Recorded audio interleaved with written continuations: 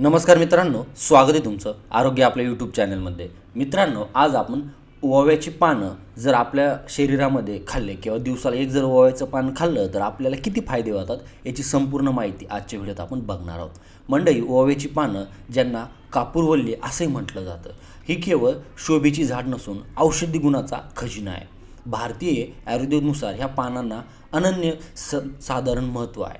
ही पानं दिसायला जाड, मऊ आणि सुगंधी असतात. याचा वापर घरगुती उपचारामध्ये पिढ्यानपिढ्या केला जात आहे.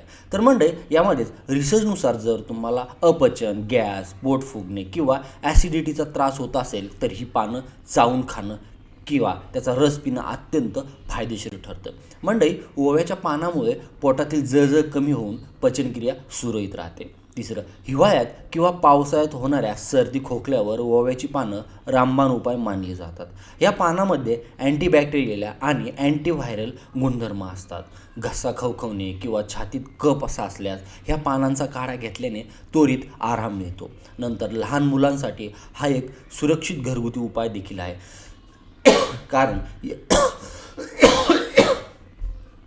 कारण यामुळे फुफ्फुसांची कार्यक्षमता वाढते आणि श्वासनमार्ग मोकळा होतो. ओव्याच्या पानामध्ये व्हिटॅमिन ए, सी आणि ओमॅगा 6 फॅट ॲसिड्स असतात, जे शरीराची रोगप्रतिकारशक्ती बळकट करतात.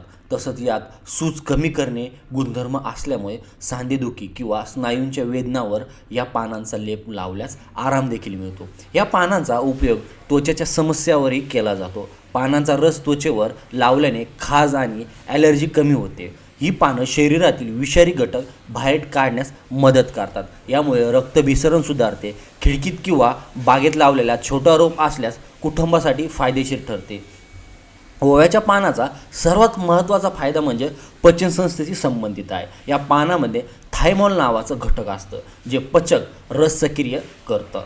तर मंडळी, यामध्येच ओव्याच्या पानाचा वापर आता कसा करावा. तर मंडळी, ओव्याची पानं कच्ची चावून खाऊ शकता किंवा त्याचा काढा बनवून पिऊ शकता किंवा सुकामेवा आणि ओव्याच्या पानाची चटणी करून आहारात समावेश देखील करू शकता. ही पानं वाळून त्याची पावडर देखील साठवून ठेवता येते. आरोग्याच्या अनेक समस्यावर ओव्याची पानं हा एक सुरक्षित, स्वस्त आणि प्रभावी देखील उपाय आहे. तर म्हणजे अशा स्वरूपामध्ये तुम्ही रोजच्या दैनंदिन आहारामध्ये किंवा रोजच्या याच्यामध्ये याचा वापर करू शकता.